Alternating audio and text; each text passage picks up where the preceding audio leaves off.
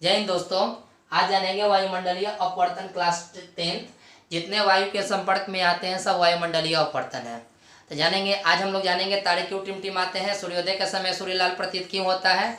उसके बाद से जानेंगे क्या कि चंद्रमा ग्रह टिमटिमाते प्रतीत नहीं होते हैं, है ना, स्पेक्ट्रम क्या है, इस सब के बारे में जानेंगे। तो चलिए बारीकी बारीकी जानते हैं कि तारों का टिमटिमाना, चंद्रमा और ग्रह टिमटिमाते प्रतीत नहीं होना, सूर्योदय और सूर्यास्त के समय सूर्य लाल प्रतीत होना, ये सब क्या है, वायुमंडलीय अपवर्तन है। जो भी वायु के संपर्क में आते हैं सब वायुमंडलीय अपवर्तन हो गए। तो जाने की बारीकी से तारे क्यों टिमटिमाते प्रतीत होते हैं। देखिए, जब हम तारों को देखते हैं तो उसकी चमक घटती बढ़ती प्रतीत होती है। पृथ्वी का वायुमंडल कभी शांत नहीं होता, गर्म तथा ठंडी हवा हमेशा बहती रहती है। ठंडी हवा की अपेक्षा गर्म हवा का घनत्व और अपवर्तनांक बहुत कम होता है। वायुमंडल में एकाएक परिवर्तित होने के कारण किरणें एक और अधिक विचलित हो जाती है। इससे यह मालूम पड़ता है कि तारे टिमटिमाते प्रतीत होते हैं।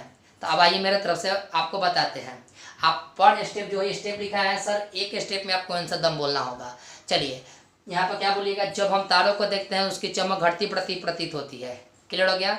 पृथ्वी का वायुमंडल कभी शांत नहीं होता, गर्म हवा तथा ठंडी हवा हमेशा बहती रहती है।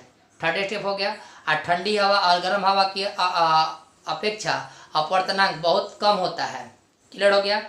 अच्छा, और वायुमंडल में एकाएक परिवर्तन होने के कारण किरणें एक और अधिक विचलित हो जाती है।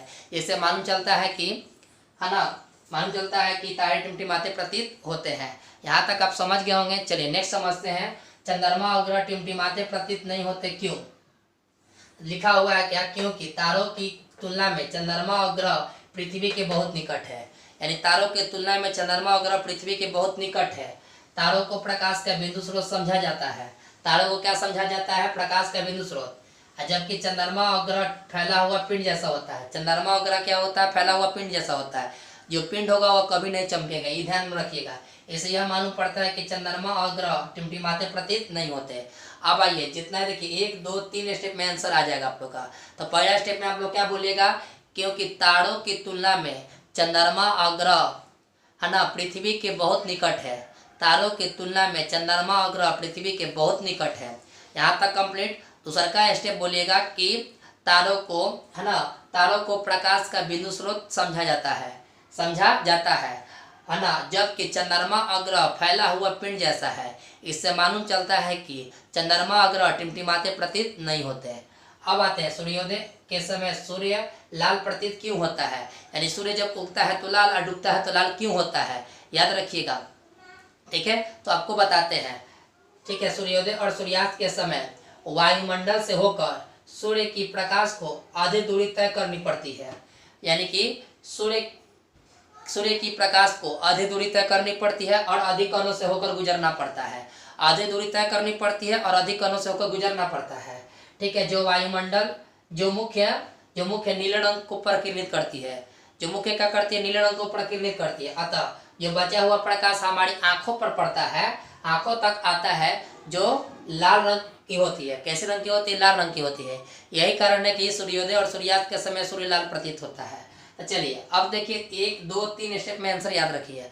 कैसे याद रखिएगा, तो बोलिएगा, सूर्योदय और सूर्यास्त के समय वायुमंडल से होकर सूर्य के प्रकाश को, है ना, अधिक दूरी तय करनी पड़ती है, अधिक कणों से होकर गुजरना पड़ता है। एक हो गया, अधिक कणों से होकर गुजरना पड़ता है, आधी दूरी तय करना पड़ता है। दूसरा क्या स्टेप में बोलिएगा क्या, कि जो मुख्यतः नीले रंग को प्रकिरणित करती है। थर्ड में बोलिएगा क्या, थर्ड में अतः जो बचा हुआ प्रकाश हमारी जो आंखों पर आता है वह लाल रंग का प्रतीत होता है ना। इसी कारण सूर्योदय और सूर्यास्त के समय सूर्य लाल प्रतीत होता है।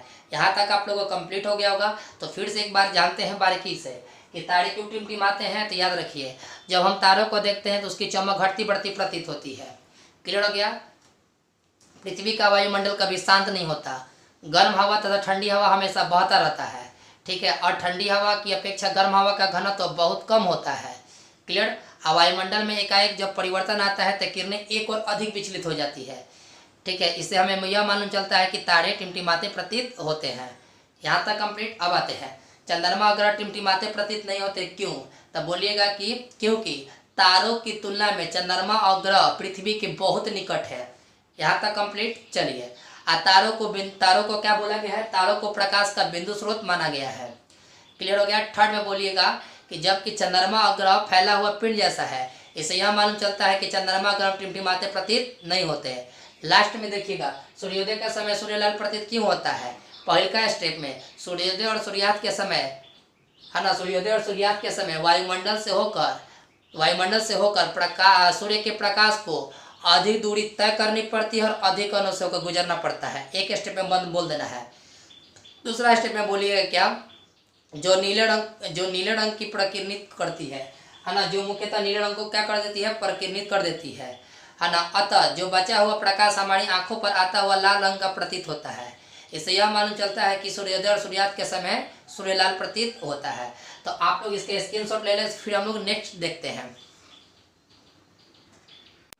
देखिए दोस्तों, नेक्स्ट देखते हैं कि किसी अंतरिक्ष यात्री को आकाश नीले की अपेक्षा काला क्यों प्रतीत होता है। तो बताइएगा क्योंकि चंद्रमा पर वायुमंडल नहीं होने के कारण ठीक है, किसी अंतरिक्ष यात्री को आकाश नीले की अपेक्षा काला प्रतीत होता है। दो लाइन में बताइए, चंद्रमा पर वायुमंडल नहीं होने के कारण ठीक है, आकाश नीले की अपेक्षा काला प्रतीत होता है। क्लियर हो गया। अब आते हैं इंद्रधनुष। वर्षा होने के बाद जब सूर्य चमकता है और हम सूर्य की ओर पीठ करके खड़े होते हैं, तो हम कभी आकाश में अर्धवृत्ताकार रंगीन पट्टी दिखाई पड़ती है। तो इस अर्धवृत्ताकार रंगीन पट्टी को इंद्रधनुष कहते हैं। ठीक है, तो जब यानी कि वर्षा होने के बाद जब सूर्य चमकता है, एकदम देखिएगा वर्षा होगा तो सूर्य चमकेगा, और चमकने के बाद सूर्य की ओर हम पीठ करके खड़े होते हैं तो एक अर्धवृत्ताकार रंगीन पट्टी बनती है। जब अर्धवृत्ताकार रंगीन पट्टी बनती है तो अर्धवृत्ताकार रंगीन पट्टी को ही हम लोग इंद्रधनुष कहते हैं। अब देखिएगा प्रकाश का वर्ण विक्षेपण। देखिए दोस्तों, प्रकाश का वर्ण विक्षेपण श्वेत प्रकाश प्रिज्म से टकराकर 7 रंगों में विभक्त होता है, उसे प्रकाश का वर्ण विक्षेपण कहते हैं या स्पेक्ट्रम या वर्णपट कहते हैं। तो 7 रंगों में विभक्त होने की प्रक्रिया में देखिए कि कौन कौन से 7 रंग हैं। तो बोलिएगा कि श्वेत प्रकाश जब प्रिज्म से टकराकर 7 रंग में विभक्त होती है उसे प्रकाश का वर्ण विक्षेपण या स्पेक्ट्रम कहते हैं। अब 7 रंग का नाम देखिएगा कौन कौन से, यहाँ पर याद रखिएगा कौन कौन से 7 नाम है। बेजानी ह पिनाला। बे का मतलब बैगनी, जा का मतलब जामुनी, नी का मतलब नीला, हा का मतलब भाड़ा, पी का मतलब पीना, ना का मतलब नारंगी, अला का मतलब लाल। देखिए ब का मतलब बैगनी, जा का मतलब जामुनी, नी का मतलब नीला, ह का मतलब भाड़ा, पी का मतलब पीला, ना का मतलब नारंगी, ला का मतलब लाल। यानी आप लोग को एक शॉर्टकट नाम दे दिया गया है, बेजानी ह पिनाला। क्लियर हो गया। 7 नाम हो गया। 7 नाम का इसका इंग्लिश में भी यहाँ पर लिख दिया गया है। देखिए ये प्रिज्म हो गया, प्रिज्म जैसे टकराएगा तो 7 रंग में विभक्त होता है, उसी को हम लोग क्या कहते हैं, स्पेक्ट्रम कहते हैं।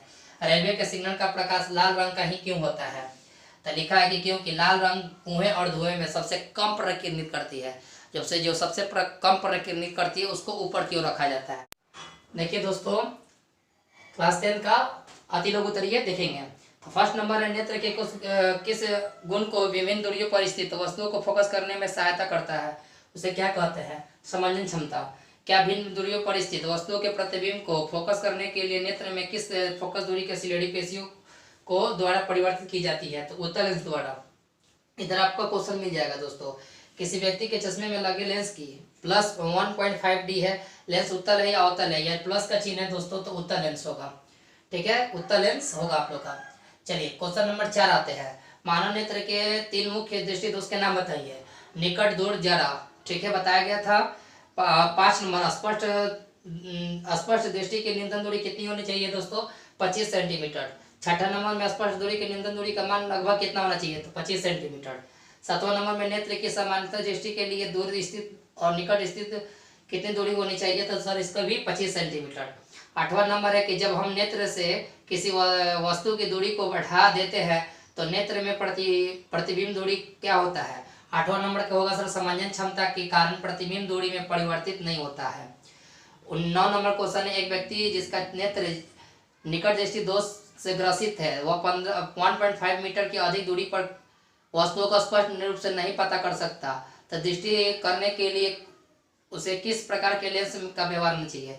यानी अपसारी मतलब अवतल लेंस, क्या होगा, अवतल लेंस है ना। एक विद्यार्थी अपने क्लास के अंतिम पंक्ति में बैठने पर ब्लैक बोर्ड पर लिखावट स्पष्ट नहीं देख पाता, उसकी आंख किस प्रकार के दोष से ग्रसित है, इस दोष को दूर करने के लिए उसे किस लेंस का व्यवहार करना चाहिए।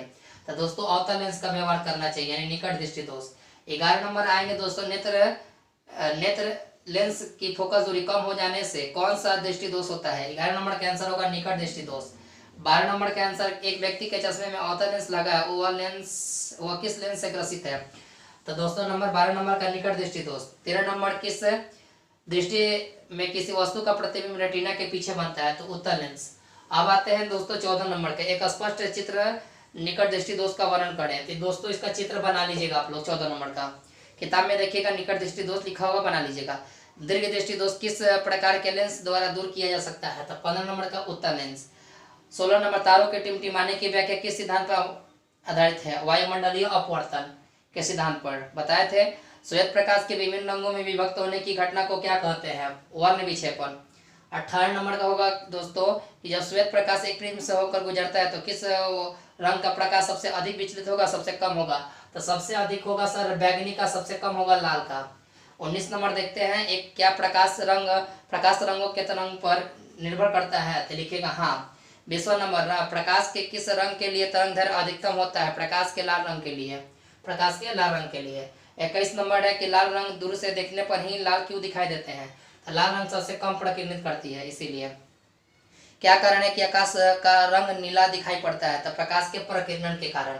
ठीक है दोस्तों, तो आपका यह टोटल तमाम आपका अति लघु उत्तरीय हो गया। इसका हम लोग वीवीआई देख लेंगे। इसका वीवीआई देखेंगे दोस्तों, है ना। इसका वीवीआई आप लोग भी इसको नोट कर लें। चलिए तो वीवीआई लगाइएगा दोस्तों। 1 नंबर, 2 नंबर, 2 नंबर के बाद से दोस्तों 2 नंबर के बाद से लगाइएगा इसका वीवीआई। 2 नंबर के बाद से 2 के बाद से 5, 6, 7, 7 के बाद से 8, 13, 16, 17, 18, 19, 20, 21, 22 ये आपका वीवीआई है। और लघु उत्तरीय का सर आप लोग कर लीजिएगा, क्या लघु उत्तरीय टोटल टॉपिक है, अधीर भी टोटल टॉपिक है, तो आप लोग देख सकते हैं। ठीक है दोस्तों, तो आप लोग अगर अच्छा लगा तो कमेंट बॉक्स में आप यस या नो लिख सकते हैं। अगर चैनल पर नया है तो सब्सक्राइब जरूर कर लीजिएगा सर, सबके पास शेयर कीजिए। तब तक के लिए जय हिंद। आप इसका स्क्रीनशॉट ले लीजिए।